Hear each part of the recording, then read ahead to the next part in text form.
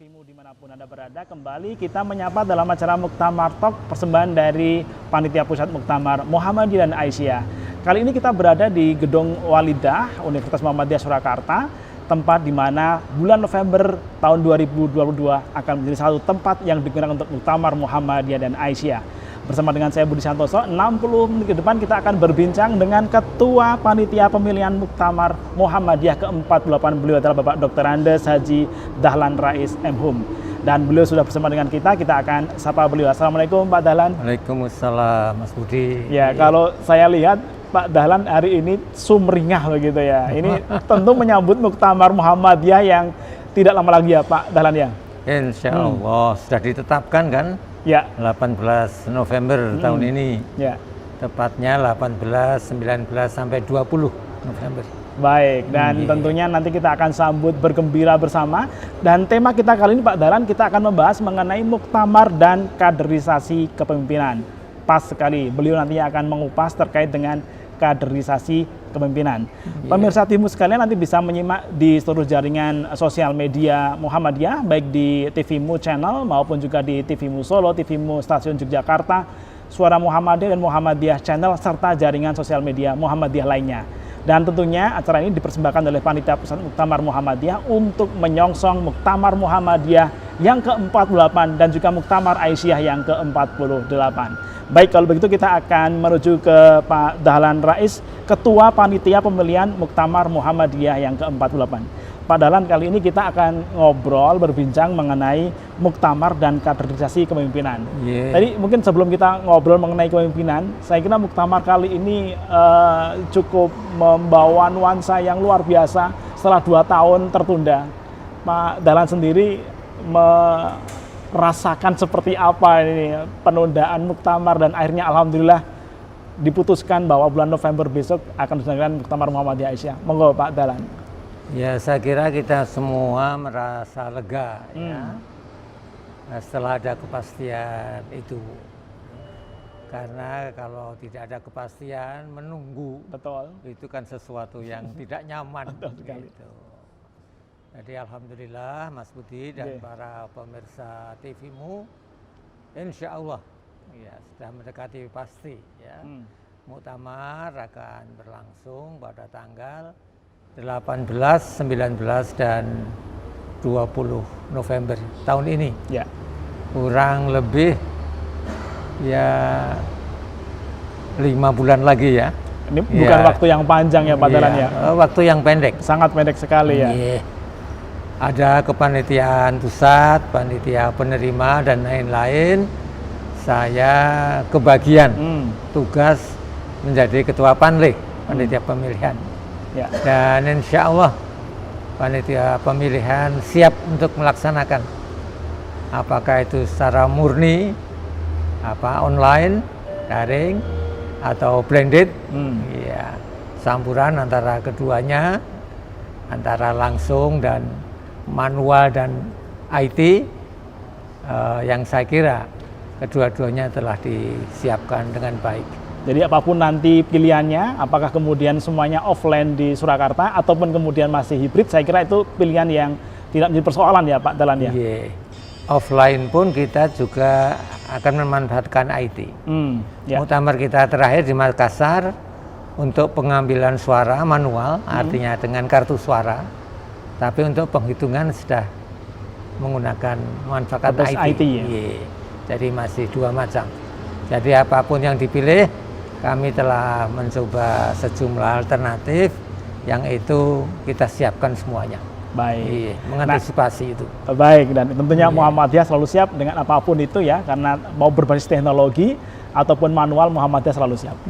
Nah, ini kalau kita berbincang mengenai pemilihan pasti tidak akan lepas dari kepemimpinan.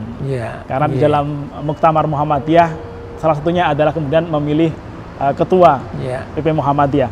Pak Kiai Dahlan Rais mungkin bisa menyampaikan kepada seluruh pemirsa TV-mu terkait dengan sejarah kepemimpinan di Muhammadiyah itu sendiri. Kita tahu bahwa mungkin di awal ada model kepemimpinan Hobestur ya di Muhammadiyah di masa Kiai Ahmad Dahlan. Apa sih yang membedakan kemudian dengan kepemimpinan yang sekarang Pak Dahlan? Ya, kepemimpinan itu kan berkembang ya. sesuai dengan perurahan dan respon persoalan.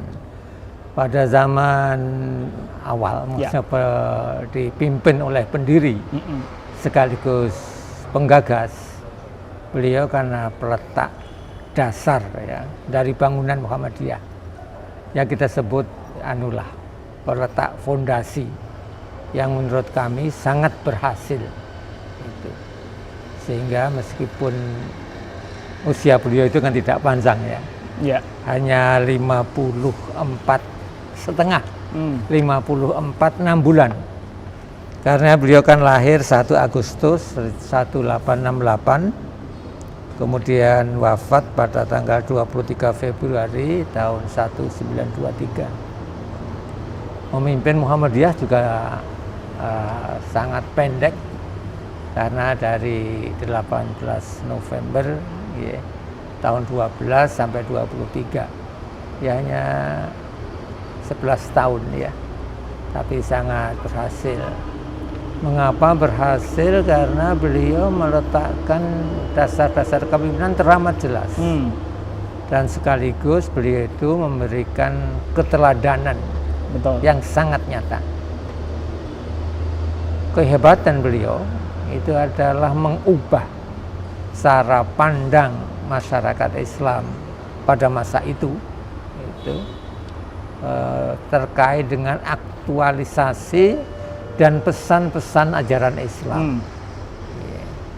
Perubahan cara pandang itu kemudian membuka mata, membuka pikiran dan membuka hati sebagian masyarakat Muslim, yang ternyata Al-Quran misalnya itu kan tidak cukup hanya dibaca, tidak cukup hanya dihafalkan, bahkan juga tidak cukup dikompetisikan gitu. Tapi yang terpenting ialah bagaimana kemudian bisa membumi, bagaimana firman-firman Allah itu bisa kemudian merespon keadaan yang sekaligus juga memecahkan masalah yang ada. Sebelum Kiai Dahlan saya kira gitu, ini surat pendek yang amat populer gitu. Semua ulama, semua kiai mengajarkan Al-Ma'un itu. Tetapi di tangan Kiai Dahlan gitu, Al-Ma'un itu bisa berubah menjadi puluhan atau ratusan panti asuhan, puluhan atau ratusan rumah sakit PKU Muhammadiyah karena cara pandang. Gitu. Bagaimana huda linas wa bayyinatin minal huda wal furqan itu tidak hanya diucapkan, tidak hanya berhenti di lesan ya, tapi karya-karya yang kemudian dihadirkan, kehadiran panti asuhan, kehadiran rumah sakit itu sebagai wujud dari Al-Ma'un tadi ya, Pak pasti Dalan. Itu berangkat dari pemikiran. Jadi Muhammadiyah itu berangkat dari sebuah pemikiran yang kemudian diorganisir. Bagaimana pemikiran-pemikiran tadi bisa menjadi wujud nyata di tengah masyarakat. Baik. Bahwa kalau itu belum bersempurna, ya pasti harus sambil jalan diperbaiki terus-menerus. Gitu. Dan sekali lagi bahwa inilah model bahwa tipologi pemimpin ya, bahwa tidak hanya kemudian berhenti di statement, tidak hanya berhenti kemudian di ucapan lisan, tetapi betulnya adalah dalam kehidupan nyata itu diimplementasikan dan karya itu dihadirkan. Pak Dahlan, kalau di episode pertama ketika Muktamar Talk, Pak Marpuji menyampaikan bahwa sejarah Muktamar dari pertama dengan nama Kongres ya, kemudian baru di periode beberapa tahun gitu, kemudian berganti menjadi Muktamar. Nah, saat itu Kongres diselenggarakan setiap setahun sekali. Sehingga praktis kemudian kalau kita berbicara kepemimpinan, maka periodisasinya setahun sekali. Pada saat itu seperti apa kemudian model Kongres dengan 1 tahun sekali, pemilihan setahun sekali? Ya, ini sedikit ya, karena insya Allah tidak keliru. Itu ya analog dengan Rasulullah Muhammad SAW dengan para sahabat. Gitu. Jadi Kiai itu guru, penggagas, pendiri, dan pemberi contoh yang terbaik bagaimana bermuhammadiyah yang diteruskan oleh santri-santrinya. Gitu. Jadi setelah Kiai Dahlan kan kemudian dipimpin Kiai Ibrahim, Kiai Sujak dan yang lain-lain, yang mereka itu adalah santri-santri beliau, gitu. Itu yang pertama. Kemudian yang kedua, memang Muhammadiyah pada awalnya kan hanya berada di Jogja. Oke. Hanya berada di Jogja. Jadi periode awal masih di Jogja dan di sekitarnya. Bahkan masih berbahasa Jawa, gitu. Tapi alhamdulillah dalam waktu yang singkat berkembang ke pulau besar, pulau kecil lainnya, sehingga Muhammadiyah hadir di mana-mana. Dan sejak itulah kemudian yang semula berbahasa Jawa, kemudian menggunakan bahasa Melayu lah, karena bahasa Indonesia belum dideklarasikan. Betul. Pada saat itu kan, karena ini sebelum kemerdekaan Melayu untuk komunikasi. Gitu. Dan disinilah kemudian setelah melebar, gitu, meluas, merata, kemudian terjadi perubahan itu. Baik, Pak Dahlan Rais, nanti kita akan sambung kembali diskusi kita, ngobrol kita tentang muktamar dan kepemimpinan, tapi kita mesti jeda terlebih dahulu. Kita akan simak iklan yang satu ini, jangan kemana-mana.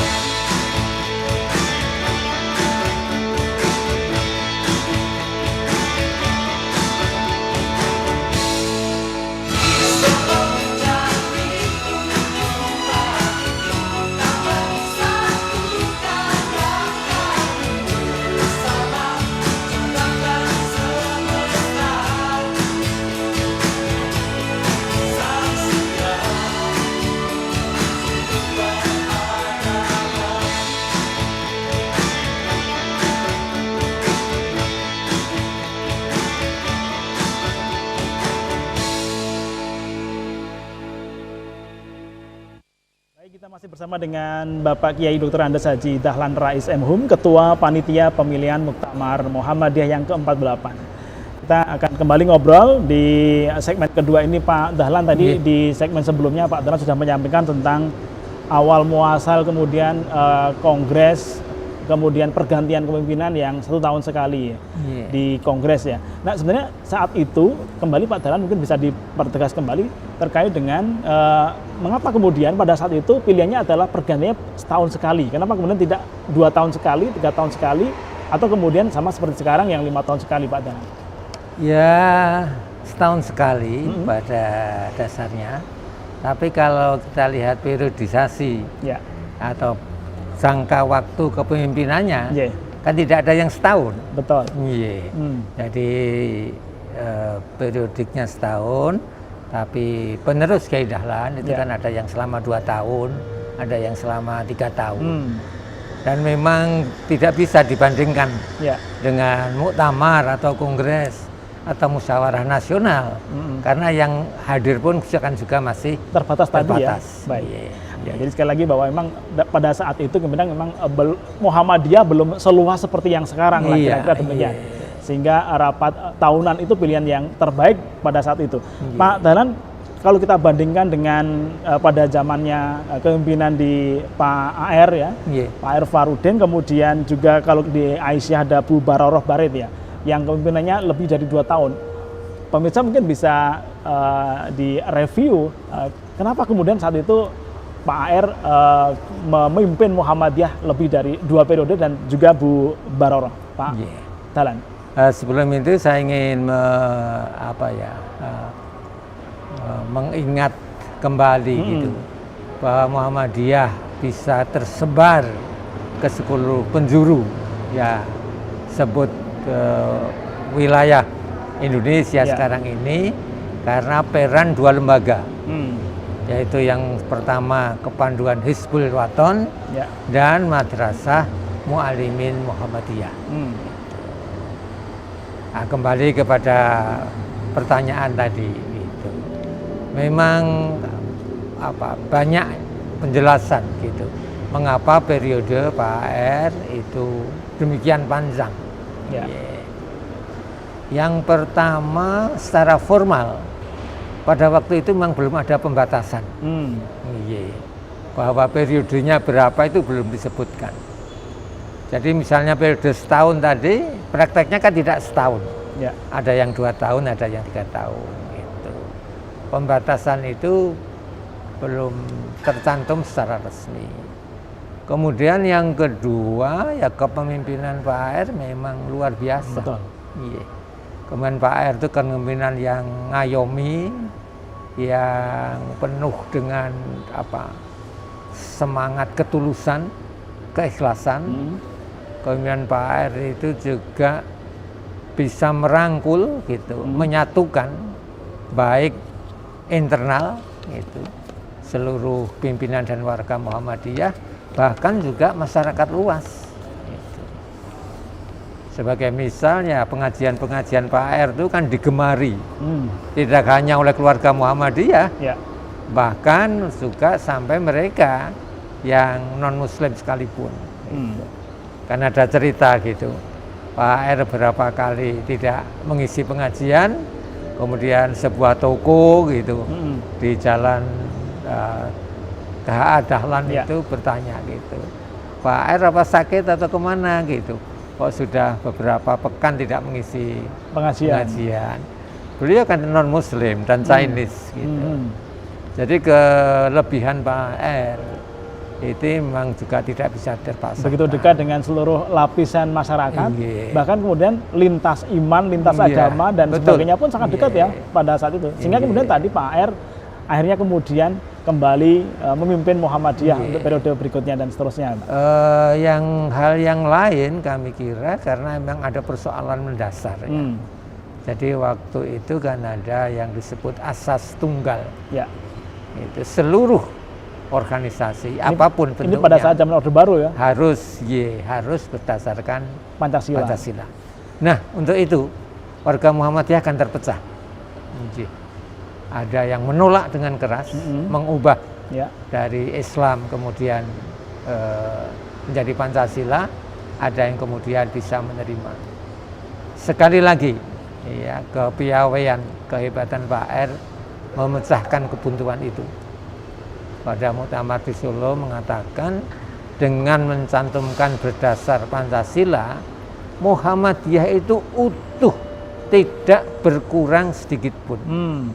Jadi kalau orang naik motor, filosofi helm maka ya bisa katakan dengan mencantumkan itu kita memakai helm. Dengan memakai helm itu kita aman dan tidak berkurang apapun. Betul sekali. Sehingga cukup unik akhirnya. Berdasar Pancasila, berasaskan Islam. Oke, memang kalau kita membahas Pak R tidak akan pernah putus ya. Ini begitu luar biasanya saat itu beliau bagaimana berdakwah mensiarkan Muhammadiyah. Dan banyak cerita ketika di Bengkulu juga dan yang lain ya Pak. Nah, kalau Bu Bahroroh sendiri dalam pandangan Pak Dahlan gimana? Saya kira juga Bu Bahroroh itu tidak jauh berbeda ya. Perempuan yang luar biasa. Jadi kita punya catatan. Bu Bahroroh itu kan guru besar perempuan pertama di Indonesia. Profesor pertama perempuan Indonesia. Kemudian yang juga membuat kita itu menghormati beliau dari segi akademik misalnya. Beliau memperoleh gelar guru besar itu pada usia 39 tahun. Masih sangat muda sekali. Jadi memang kelebihan beliau saya kira cukup banyak. Gitu. Beliau sampai diundang ke PBB untuk bercerita tentang mewakili masyarakat Islam yang dipandang sebelah mata gitu.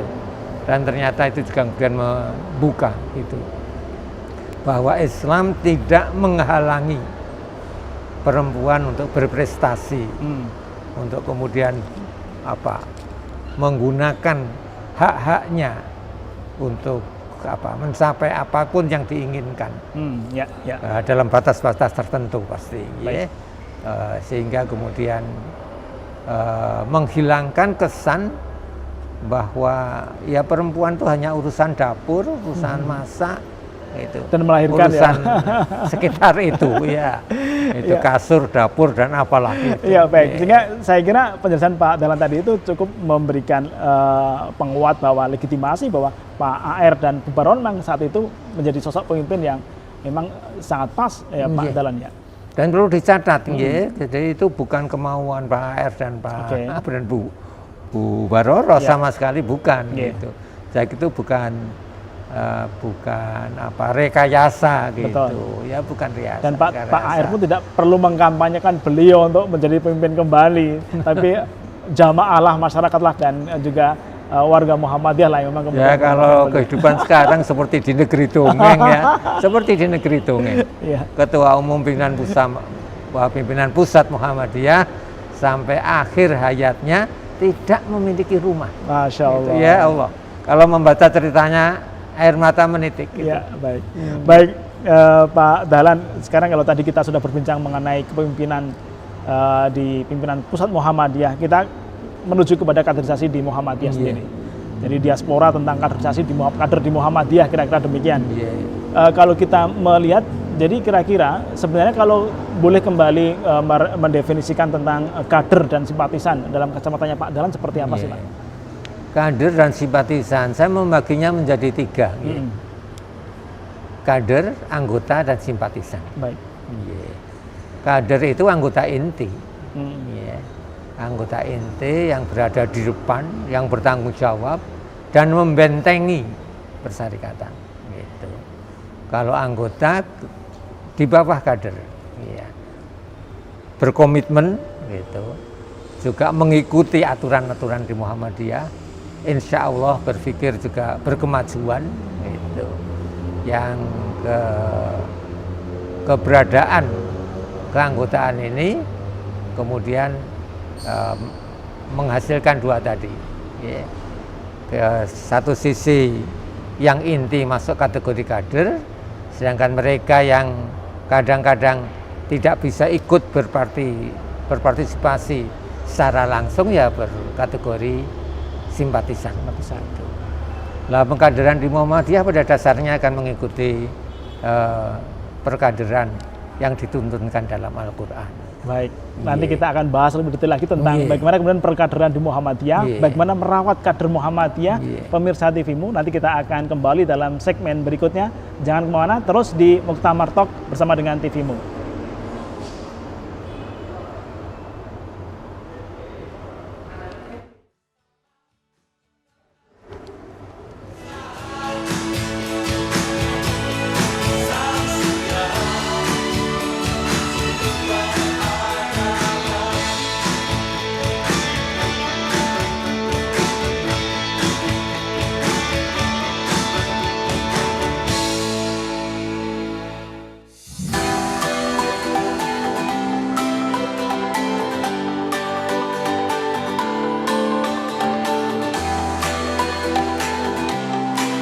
Warahmatullahi wabarakatuh. Pemirsa TVMU dimanapun Anda berada, ini kita kembali program acara Muhammadiyah Community Muhammad Center dan Muhammadiyah siapa dipersilakan. Tapi ketika mereka terlibat dalam visi ataupun program ini, maka yang paling penting itu adalah semangat kerelawanan. Dan teman-teman bisa berinteraksi di nomor telepon yang ada di layar kaca atau bisa kirim pertanyaan melalui WhatsApp yang nanti akan kita bacakan. Jadi adalah ucapan itu adalah berkaitan dengan Islam monoteis, yaitu Islam yang tidak bercampur dengan kemusyrikan.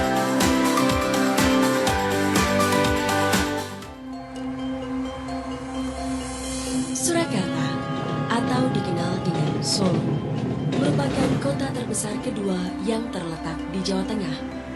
Dengan tagline The Spirit of Java, Solo menjadi kota yang sangat ramah dan penuh dengan budaya. Salah satu hal yang menjadi daya tarik masyarakat datang ke kota Solo adalah pendidikan.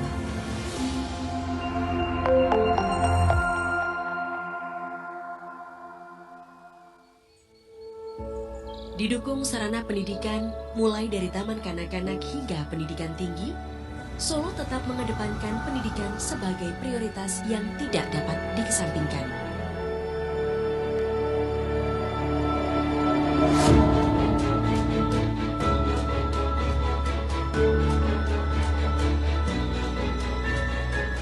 Universitas Muhammadiyah Surakarta sebagai universitas Muhammadiyah ternama di Indonesia.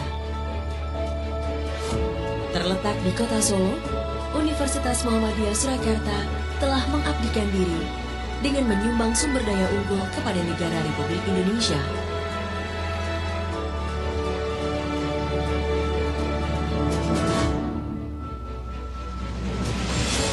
Sejak didirikan pada tahun 1958, saat ini Universitas Muhammadiyah Surakarta berhasil menempati 10 besar jajaran perguruan tinggi terbaik di Indonesia. Hingga kini, Universitas Muhammadiyah Surakarta telah memiliki 12 fakultas dan 60 program studi. Fakultas Ekonomi dan Bisnis, Fakultas Kedokteran, Fakultas Teknik, Fakultas Komunikasi dan Informatika, Fakultas Ilmu Kesehatan, Fakultas Keguruan dan Ilmu Pendidikan, Fakultas Farmasi, Fakultas Psikologi, Fakultas Geografi, Fakultas Agama Islam, Fakultas Kedokteran Gigi, Fakultas Hukum.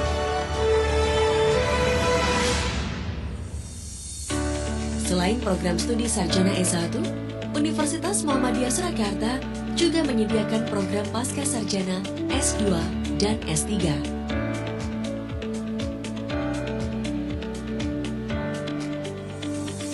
Untuk menunjang pelaksanaan belajar mengajar, Universitas Muhammadiyah Surakarta dilengkapi dengan sarana dan prasarana yang memadai.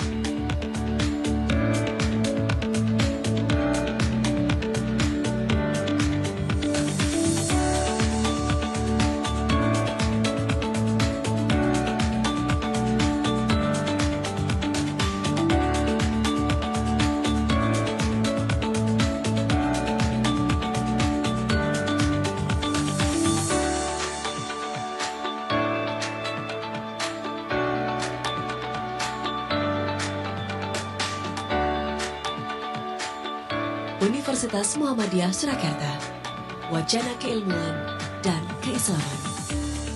UMS adalah pilihan yang tepat bagi saya dalam pengembangan diri dan prestasi. Tidak hanya kegiatan perkuliahan di kelas, sederet kegiatan organisasi kemahasiswaan serta pendampingan yang dilakukan secara intensif menjadi alasan tersendiri bagi saya untuk tidak memilih kampus lain sebagai tempat melanjutkan studi. Universitas Muhammadiyah Surakarta, unggul mencerahkan semesta. Alhamdulillah, saya sangat bangga menjadi bagian dari Universitas Muhammadiyah Surakarta yang terakreditasi unggul, atmosfer akademik yang sangat kondusif, fasilitas lengkap, serta hubungan yang harmonis antara mahasiswa, dosen, maupun karyawan. UMS memberikan dukungan yang penuh kepada saya dalam mengembangkan prestasi saya. Assalamualaikum warahmatullahi wabarakatuh.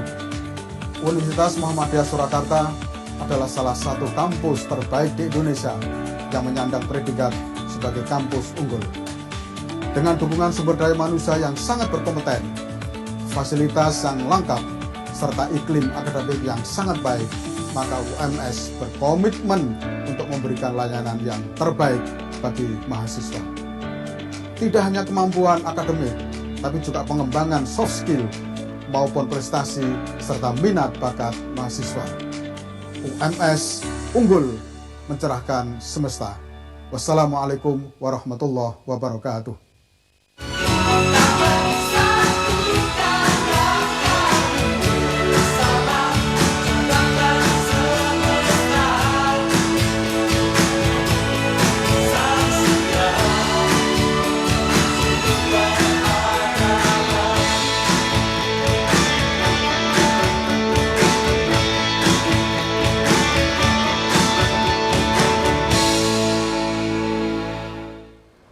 Baik, kita masih di Muktamar Talk dan kali ini kita berada di gedung Siti Walidah. Gedung Walidah Universitas Muhammadiyah Surakarta. Ya. Salah satu tempat yang Bapak Ibu sekalian, pemirsa TV-mu sekalian pada bulan November akan berkunjung ke lokasi ini. Dan bersama dengan Pak Dahlan Rais, Ketua Panitia Pemilihan, kita kembali membahas tentang muktamar dan kepemimpinan. Dan tentunya tadi beliau sudah menyampaikan di segmen sebelumnya bahwa penting sekali kemudian diaspora kader di Muhammadiyah ini ya. Ada kader itu sendiri, ada anggota dan ada simpatisan. Nah, Pak Dahlan, terkait dengan kemudian kader, simpatisan dan anggota ini tentu perlu mereka kita rawat dong. Di tengah kemudian kepemimpinan yang akan terus berjalan di Muhammadiyah. Seperti apa Pak Dahlan? Sebelum itu saya nyisipkan sedikit. Muhammadiyah itu sangat menghormati perempuan. Oke. Jadi begitu berdiri Muhammadiyah kan selang beberapa kemudian berdiri Aisyah. Dan UMS termasuk itu. Gedung-gedung di UMS itu kan sebagian bernama Ibu Aisyah. Jadi penamaan tempat ini Siti Walidah. Ya. Ada pondoknya Nuriyah Sobron. Masjidnya itu Sudalmiah. Rumah sakit gigi dan mulut itu Sulastri dan seterusnya. Wah, ini kayaknya perlu ada episode khusus yang membahas tentang penamaan gedung-gedung ini ya. Dalam rangka penghormatan kepada maksudnya ini sekaligus juga perkaderan gitu. Artinya bahwa jangan dilupakan itu. Peran kaum perempuan Muhammadiyah, yaitu Aisyah dalam mengembangkan dakwah Islam itu. Gitu. Kembali ke yang tadi, gitu. Saya kira ada beberapa jalur yang ditempuh oleh Muhammadiyah, ya, sebagaimana dicontohkan dan dipesankan oleh Al-Quran. Gitu. Maka jalur keluarga itu barangkali yang menjadi pilihan pertama. Paling awal ya, keluarga. Ya, keluarga Muhammadiyah. Gitu. Bukankah Ibrahim alaihissalam, Zakaria alaihissalam memberikan contoh yang teramat jelas. Mereka sudah tua, ya, sudah beruban, gitu, sudah rapuh tulangnya, tetap memohon diberi keturunan. Untuk apa? Yarisuni wa yarithu min ali Yaqub waj'alhu rabbi radiyya. Untuk meneruskan risalahku, meneruskan risalah kenabian Yakub, dan jadikanlah mereka anak yang engkau ridhoi, keturunan yang engkau ridhoi. Jadi Muhammadiyah mengikuti itu. Ya, sumber kaderisasi itu ya dari putra-putri Muhammadiyah. Gitu. Karena yang terpenting saya kira gitu, adalah pengalaman. Proses pengalaman itu sangat dibutuhkan dalam kaderisasi. Pengetahuan menjadi nomor 2. Ya. Jadi penghayatan dan pengamalan berorganisasi itu kan terutama diperoleh lewat pengalaman dia. Jadi sudah betul gitu bagi saya kira pimpinan Muhammadiyah di samping jalur keluarga juga kemudian mengajak orang yang terdekat, lingkungan sekitar ya, untuk ikut bersama. Ya, ikut menangani, ikut bertanggung jawab, ikut bergabung dengan tugas-tugas sesuai dengan keahlian anak muda itu. Termasuk diantaranya juga keberadaan Urtum. Urtum itu juga merupakan jalur kaderisasi yang saya kira sangat efektif. Tadi sudah sebut ada Hizbul Waton, gitu. Tapi juga IMM, IPM Pemuda, dan NA khususnya bagi yang perempuan itu memberikan kontribusi yang luar biasa. Termasuk tapak suci ya tentunya ya. Termasuk tapak suci pasti. Sehingga kemudian bisa dikatakan Muhammadiyah tidak pernah kekurangan kader. Dan itulah yang terjadi. Maka bagaimana mereka ya berikan pengalaman, jangan hanya pengetahuan. Tapi pengalaman secara langsung bagaimana bermuhammadiyah itu. Nah, dari pengalaman itu nanti akan masuk ke dalam hati, dan membuahkan rasa cinta, dan secara pelan telah terjadi proses internalisasi nilai-nilai, kelebihan, keunggulan yang dimiliki Muhammadiyah dan mereka bertanggung jawab untuk meneruskannya. Gitu. Ya. Jadi anak itu bukan sekedar penerus secara biologis, gitu, tapi juga di situ penerus ideologis, penerus gagasan, cita-cita, gitu, yang mesti harus disempurnakan ke depan. Ya, baik. Pak Dahlan tadi menyampaikan bahwa pertama tentu kalau kita berbicara mengenai merawat kader dan simpatisan ini dimulai dari keluarga, kemudian lingkungan, dan pilihan yang lain adalah Ortom ya. Jadi Ortom ini sebagai tempat untuk merawat kader ataupun simpatisan. Tadi yang beliau sampaikan NA, IPM, IMM, Pemuda, kemudian juga Tapak Suci, HW, dan yang lain. Nah, ketika tadi Pak Dahlan menyampaikan mengenai perlunya memberikan ruang kepada mereka gitu ya. Saat ini tentu kalau kita berbicara mengenai ruang banyak pilihan. Nah, menurut Pak Dahlan terkait dengan diaspora kader atau simpatisan di berbagai lini ini ya, sebagai bentuk aktualisasi di ruang-ruang gitu ya, baik itu politik, pemerintah, sosial, pendidikan maupun kesehatan, menurut Pak Dahlan seberapa penting teman-teman ini diberikan ruang sedemikian, Pak? Ya, teramat penting, gitu. Teramat penting gitu. Jadi jangan sampai pemahaman kader Muhammadiyah itu hanya berkumpul gitu, menjadi satu gitu di dalam persyarikatan itu. Jadi semangat Muhammadiyah itu kan memberi, ya, bermanfaat kepada semua saja tanpa kecuali gitu. Maka perannya juga jangan hanya berhenti untuk ke dalam gitu. Peran keluar itu harus juga diperhatikan, sama pentingnya gitu, sama pentingnya. Kita tidak bisa ya hanya melihat kepentingan keseluruhan Muhammadiyah itu hanya dari dalam. Dan dalam satu sisi ya, sosial, budaya, tapi politik, pemerintahan juga sangat penting saya kira. Oh, itu pasti, ya, pasti. Ya. Ya, meskipun banyak orang menganggap politik itu misalnya kotor gitu, penuh trik, merepotkan dan lain-lain, tapi kita tidak boleh gitu. Politik itu teramat penting, ya. Kemudian juga bidang-bidang yang lainnya, ya semua bidang lah, ya bidang keamanan, pertahanan gitu. Apalagi bidang ekonomi kita sekarang merasa, ya, bagaimana potensi ekonomi Indonesia itu ternyata hanya diatur oleh segelintir orang gitu, yang kemudian terjadi kesenjangan kehidupan yang luar biasa dan lain-lain. Jadi kader-kader Muhammadiyah itu memang harus terdistribusi. Ya, jadi tidak hanya berkumpul di satu kelompok gitu ya Pak Dahlan ya. Ya dulu memang pernah ada ya ungkapan AMM itu pelopor, pelangsung dan penyempurna amal usaha Muhammadiyah. Gitu. Saya kira keliru. Jadi yang pelopor, pelangsung, penyempurna amal usaha itu ya sebagian kecil.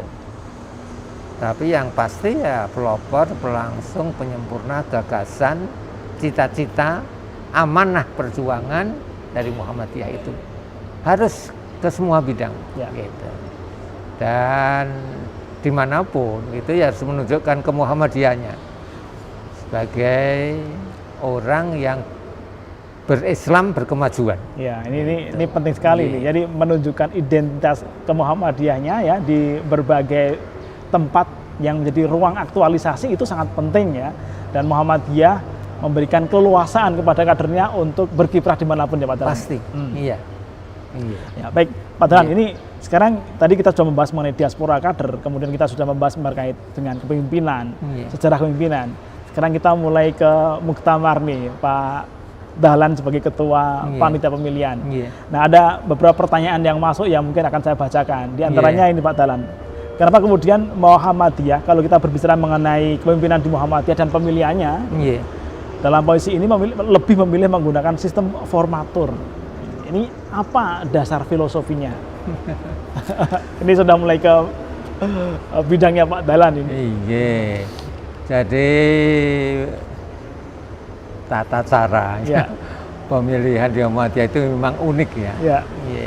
Kita ya intinya demokratis. Dengan permusyawaratan perwakilan. Gitu. utusan muktamar itu nanti mendekati 3.000. Untuk Muhammadiyah. Peserta muktamar ya? Iya. Di ADART disebut anggota muktamar. Anggota muktamar. Anggota muktamar itu peserta sekaligus mempunyai hak suara. Nah, itu kan prosesnya kan bertahap ya, bertahap. Gitu. Yang pertama, menjadi pimpinan Muhammadiyah itu tidak mencalonkan diri, tapi dicalonkan. Ini yang salah satu yang paling spesial di Muhammadiyah. Saling spesial. Dibanding dengan mungkin yang lain ya. Yang berlomba-lomba mengajukan diri di Muhammadiyah itu dicalonkan. Dicalonkan. Yang mencalonkan itu adalah 203 anggota tanwir. Anggota tanwir itu terdiri dari ketua PBM dan anggota yang ditetapkan oleh pimpinan pusat Muhammadiyah, diajukan oleh masing-masing PBM yang kemudian ditetapkan oleh PP Muhammadiyah. Tiap wilayah tidak sama. Wilayah besar itu memiliki 6 anggota tanwir, seperti Jawa Tengah, Jawa Timur, dan juga beberapa yang Jawa lain. Barat mungkin ya. Sulawesi Selatan, Selatan dan lainnya. Tapi yang kecil, meskipun itu pusat Muhammadiyah, misalnya Jogja, itu hanya 4. Walaupun itu pusat Muhammadiyah ya. Berdasarkan perbandingan jumlah daerah dan cabang otomatis. Betul. Gitu. Nah, kemudian ada persyaratan-persyaratan yang di Muhammadiyah itu tidak bisa secara tiba-tiba jadi pimpinan, itu nggak bisa. Jadi kalau dalam bahasa Jawanya mak bedunduk jadi pimpinan itu nggak bisa. Kalau ada kiriman itu nggak bisa. Malah ada cerita salah seorang mantan menteri gitu ingin masuk bursa PP Muhammadiyah gitu. Ya terpaksa ditolak karena keanggotaannya belum memenuhi syarat. Jadi ada usia anggota, pengalaman memimpin 2 periode. Jadi kalau niat itu harus lebih dari 10 tahun. 10 tahun. Minimal 10 tahun. Jadi kalau ingin menjadi bagian dari yang dicalonkan, itu paling tidak harus lebih dari 10 tahun. 10 tahun. Memimpin di Muhammadiyah. Kemudian juga yang masuk proses berikutnya itu minimal dicalonkan oleh 3 orang. Ini masih berlapis lagi ya? Masih berlapis lagi. Dari 10 tahun lebih, baru tahun berikutnya. Oleh 3 orang, 3 orang anggota tanwir. Kalau hanya 1 dan 2 belum bisa.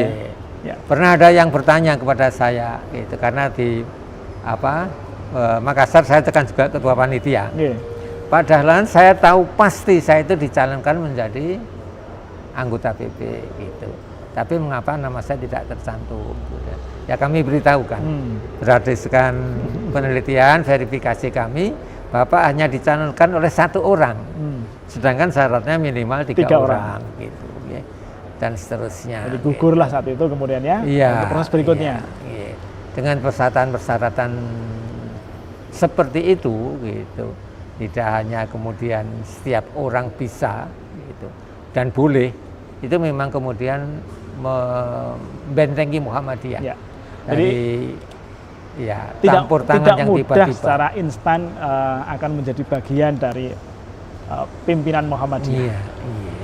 Pak, dan ada beberapa waktu yang masih tersisa di segmen ketiga ini terkait dengan kembali. Jadi kira-kira tadilah kemudian dasar filosofi pemilihan sistem formatur yang digunakan oleh Muhammadiyah untuk menentukan. Jadi Muhammadiyah menghindari pemilihan langsung untuk ketua umum, menghindari itu.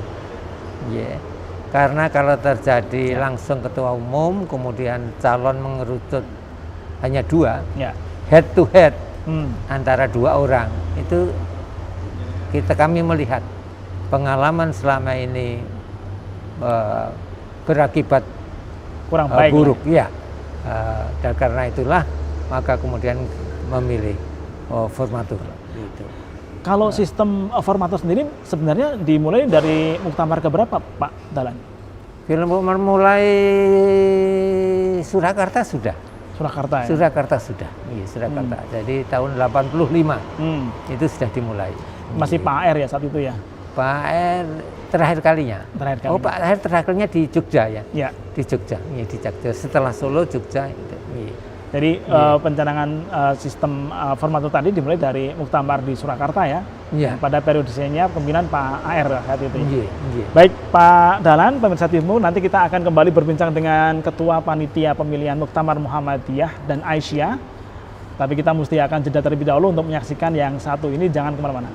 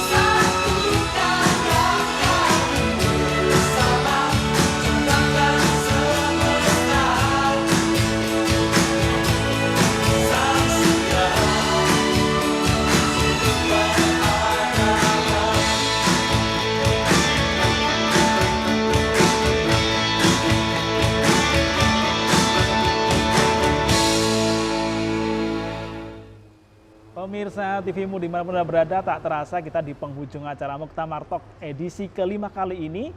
Masih bersama dengan beliau Bapak Dr. Andes Haji Ahmad Dahlan Rais M.Hum, Ketua Panitia Pemilihan Muktamar Muhammadiyah dan Aisyah ke-48. Dan kita sudah berbincang dengan beliau panjang dan lebar terkait dengan kepemimpinan, kaderisasi, dan juga merawat kader dan simpatisan serta anggota Muhammadiyah, serta diaspora kader Muhammadiyah itu sendiri. Di segmen yang terakhir ini kita akan kembali berbincang dengan Pak Dahlan Rais terkait dengan kemudian periodisasi. Jadi kalau tadi sudah disampaikan bagaimana kemudian figur kepemimpinan di Muhammadiyah dari awal sampai dengan sekarang, dari Ki Ahmad Dahlan sampai kemudian menceritakan bagaimana sosok Pak AR Farudin gitu ya, yang memang memiliki karakter merakyat lah kira-kira kalau boleh dibilang Pak AR ini, dan juga Bu Baroroh, sehingga kemudian beliau menjadi ketua di Muhammadiyah dan juga di Aisyah lebih dari 2 periode. Nah, Pak Dahlan, terkait dengan periodisasi kepemimpinan di Muhammadiyah itu sendiri, kita tahu bahwa sejauh ini pilihannya adalah 5 tahun sekali. Ya. di segala tingkatan, baik Iya. itu pusat, wilayah, daerah dan seterusnya. Apa sebenarnya yang kemudian menjadi dasar dari pilihan 5 tahun sekali kepemimpinan di Muhammadiyah ini? Ya karena Muhammadiyah tidak mengikuti kepemimpinan kerajaan ya. Yang seumur hidup. Jadi kepemimpinan itu perlu berganti. Iya. Dan kalau terlalu lama itu juga tidak baik.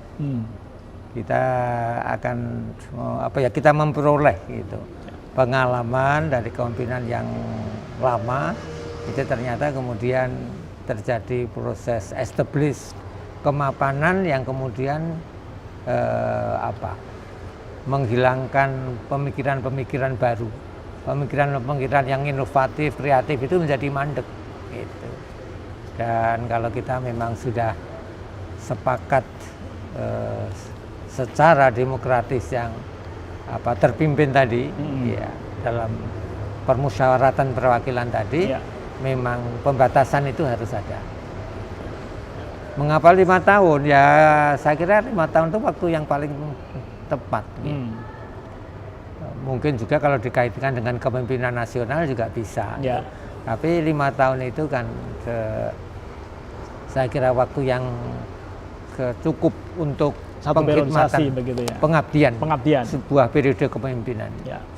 Jadi kalau muktamar insya Allah besok November, maka selambat-lambatnya 3 bulan itu kan harus sudah musyawarah wilayah. Muswil. Yeah. 3 bulan setelah muktamar Muhammadiyah. Paling lambat. Paling lambat. Harus 3 bulan kemudian diikuti musyawarah daerah. Artinya sebenarnya kalaupun sebulan setelahnya juga tidak menjadi bisa ya. Yeah. Tapi kebanyakan saya lihat 2 atau 3 bulan. Yeah. Jadi dalam waktu 1 tahun itu pergantian kepemimpinan dari pusat sampai cabang itu baru berakhir. Itu persisnya setahun ya Pak Dahlan? Setahun. Jadi pergantian di Muhammadiyah setahun itu ya, rentang waktunya. Karena diawali dari pusat, 3 bulan berikutnya adalah wilayah. Dari wilayah ke daerah juga 3 bulan Pak Dahlan? Diberi waktu begitu untuk muktamar sebelum ini. Barangkali ini kita sudah molor, ini akan kita tawarkan. Paling lambat 2 bulan. Nah gitu ya. Untuk mengejar keterlambatan kemarin. Karena kalau kita kemudian mereferensi pada 3 bulan, bisa jadi nanti selesainya di tahun 2023 akhir ya. Iya. Dan itu jelang 2024 ya. Ada agenda nasional yang saya kira menjadi perhatian bersama ya. Kita bisa saya kira. Saya melihat kesiapan wilayah dan daerah untuk itu sudah ada. Apalagi tidak berlambat-lambat. Ya, gitu. Apalagi kemudian sudah 2 tahun menunda ya. Wilayah, daerah dan seterusnya begitu. Jadi untuk pergantian pimpinan atau periodisasi pimpinan yang 5 tahun pusat ke wilayah tadi untuk 2022 muktamar kali ini ke wilayah itu 2 bulan ya? Iya 2 bulan. 2 bulan. Dan itu sudah insya Allah diterima. Saya sudah sounding lah ke semua PWM, mereka berusaha untuk tidak berlama-lama musfil. Gitu. Itu konsekuensinya juga mesti harus tanfir, muktamar harus cepat juga itu karena untuk pijakan ya di musfil di wilayah dan daerahnya. Baik Pak Dahlan, nah terkait dengan salah satu kepemimpinan bahwa ketua umum Pak Din sebelumnya 2 tahun dan seterusnya begitu ya. Apakah memang ada ketentuan yang baku saat ini di pimpinan Muhammadiyah bahwa kepemimpinan ketua umum itu memang hanya 2 periode atau sebenarnya tidak ada batasan sebenarnya? Ya saya kira 2 periode. 2 periode. 2 periode. Ya. Kalau ada usulan ketiga itu inkonstitusional. Nanti dikhawatirkan nanti ada usulan memperpendek gitu. Ya sudah kita ikuti saja 2 periode itu. Ya bunyi konstitusinya kan begitu. Betul. Dan itu ditetapkan di Tanwir ya. Ya, jadi kemudian 2 periode untuk ketua umum. Dan itu juga berlaku untuk wilayah, daerah, cabang sampai dengan ranting ya Pak? Bahkan juga untuk AUM. Bahkan untuk AUM lebih ketat ya. Jadi termasuk pimpinan di AUM, baik itu perguruan tinggi, rumah sakit, maupun yang lain ya memang maksimal 2 periode. Terakhir Pak Dahlan, di Muhammadiyah kan dikenal dengan pengabdian seumur hidup. Bahkan mungkin dari kandungan itu sudah menjadi kader biologis Muhammadiyah lah, kira-kira demikian banyak yang menyampaikan. Nah, tapi kalau kita kaitkan dengan periodisasi kepemimpinan yang dibatasi, apa ini tidak berlawanan ya Pak? Oh tidak, ya, tidak. Ya. Bermuhammadiyah itu sepanjang hayat, tapi tidak untuk memimpin sepanjang hayat. Ya. Mungkin yang perlu kami tambahkan Betul. buat kaderisasi di Muhammadiyah itu, ini biar tidak hilang ya. Di samping jalur keluarga, jalur ultum yang cukup berperan dan berhasil itu sekolah kader. Sekolah kader. Jadi untuk tingkatan menengah atas misalnya mu'alimin. Untuk tingkatan mahasiswa kita mempunyai beberapa mahat ali yang berhasil. Ya. Ada PUTM, ada Sobron di sini, gitu. Ada juga tempat-tempat lain yang memang secara khusus dipersiapkan sebagai sekolah kader. Gitu. Ya, ya. Di samping secara umum ya semuanya ini kan upaya untuk menjaring ya. Betul. Untuk menjaring Muhammadiyah. Ya. Ya pendidikan, ya kesehatan dan lainnya. Oke. Pak Dahlan, di era disruptif, era digital seperti ini, kaderisasi tentu harus terus berjalan. Iya. Upaya untuk menghadirkan kader-kader baru juga harus berjalan. Kalau dalam pandangan Pak Dahlan, apa sih tantangan di era seperti sekarang ini untuk menumbuh semangatkan kader di Muhammadiyah ini? Memang dunia berubah, gitu. Jadi kita harus jangan hanya menyesuaikan atau beradaptasi gitu. Kalau kita memang bersemangat berkemajuan, kita harus berada di depan. Jadi perkembangan terutama IT yang mengubah semuanya itu juga harus kita tanggapi secara positif dan bagaimana kita memanfaatkan sebaik-baiknya. Jadi harus kita mulai dengan database gitu, dengan big data itu. Kemudian juga big data kita yang harus, sesungguhnya ini ya. Iya. Big data yang sesungguhnya tentunya. Kemudian kita harus punya analisis ya, penganalisa data, sehingga bisa bermanfaat secara maksimal. Gitu. Dan kemudian ini semuanya juga dikaitkan dengan dakwah. Tidak boleh pesimis. Ada yang mengatakan banyak akan terjadi orang kehilangan pekerjaan. Gitu. Tapi kita juga melihat akan muncul jenis pekerjaan baru. Nah di sini peran kita memang harus tetap di depan. Jadi memerankan agama yang pada dasarnya itu membawa kemajuan. Gitu. Dan kita yakin, seyakin-yakinnya Islam bila difahami dan diamalkan dengan benar akan membawa masyarakat ke arah masyarakat unggul dan berkebudayaan tinggi, berperadaban maju. Iya, gitu. Masya Allah. Saya kira itu yang harus menjadi prinsip. Nah, Pak Dahlan, saat ini kalau kita lihat bahwa Muhammadiyah sudah tersebar di seluruh dunia. PCIM juga sudah terselenggara di berbagai negara ya, baik itu di benua Eropa, di Amerika dan yang lain ya. Apakah teman-teman yang ada di luar sana juga menjadi bagian dari upaya untuk kita rawat sebagai bagian dari kaderisasi bagi simpatisan ataupun anggota Muhammadiyah, Pak Dahlan? Iya. Jadi kita berangkat dari sederhana, yang sangat sederhana, yang model lama sampai sekarang tetap up to date, yaitu pengajian. Gitu. Tapi juga dengan kegiatan-kegiatan memberikan pengalaman-pengalaman kepada mereka bermuhammadiyah. Gitu.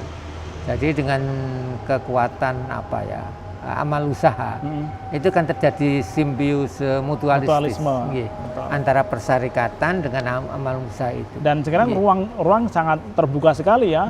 Mau kita berkomunikasi dengan Amerika, mau dengan Eropa dan yang lain, untuk pengajian saya kira suatu yang sangat mudah sekali terselenggara ya Pak Dahlan ya. Alhamdulillah di Malaysia kita bisa memiliki universitas umam. Izin sudah turun gitu. Dan insya Allah ini segera mulai proses pendaftaran mahasiswa baru. Baik. Di Australia, di Melbourne, kita akan punya MAC, Muhammadiyah Australia College, gitu, yang sudah operasional bahkan. Di Australia ini ya? Sudah operasional. Baik, Pak Dahlan, ini karena waktu juga Iya. tak terasa sudah hampir usai perjumpaan kita di Muktamar Talk kita kali ini. Closing statementnya Pak Dahlan ke seluruh warga Muhammadiyah, masyarakat di Indonesia terkait dengan bagaimana kemudian kita menjadi bagian untuk mensukseskan Muktamar Muhammadiyah ke-48 dan Aisyah, dan juga terus menjadi bagian dari anggota simpatisan dan kader Muhammadiyah. Dipersilakan, Pak. Iya. Saya harapkan kita mengingat ya apa pesan atau pokok pikiran kedua di Muqaddimah Dasar Muhammadiyah. Hidup manusia itu bermasyarakat, karena bermasyarakat itu sebuah sunnatullah. Karena itulah kita bermuhammadiyah siap hidup dalam keberagaman, hidup dalam kebersamaan, dan hidup dalam kepedulian. Ya. Selama Muhammadiyah memberikan manfaat kepada manusia dan kemanusiaan, insya Allah akan tetap berada di muka bumi ini. Saya kira itu, dan ini kita tanamkan betul-betul bahwa hidup kita tidak hanya untuk pribadi, tapi juga untuk masyarakat bangsa secara luas. Terima kasih. Baik, terima kasih. Demikian tadi perbincangan menarik kita dengan beliau Bapak Dr. Andes Haji Ahmad Dahlan Rais MHum, Ketua Panitia Pemilihan Muktamar Muhammadiyah Aisyah ke-48. Banyak hal yang telah beliau kupas, baik terkait dengan diaspora kader Muhammadiyah, kepemimpinan di Muhammadiyah, dan tentunya adalah yang terpenting, mari terus menjadi bagian dari kader, simpatisan, dan anggota Muhammadiyah yang berkemajuan. Kita tunggu teman-teman sekalian, pemirsa TVmu, untuk terus menyongsong Muktamar Muhammadiyah dan Aisyah ke-48 di Surakarta. Mohon maaf sekali lagi Lafan, kita akan berjumpa kembali di Muktamar Talk episode mendatang. Assalamualaikum warahmatullahi wabarakatuh. Sampai ketemu lagi. Waalaikumsalam warahmatullahi wabarakatuh.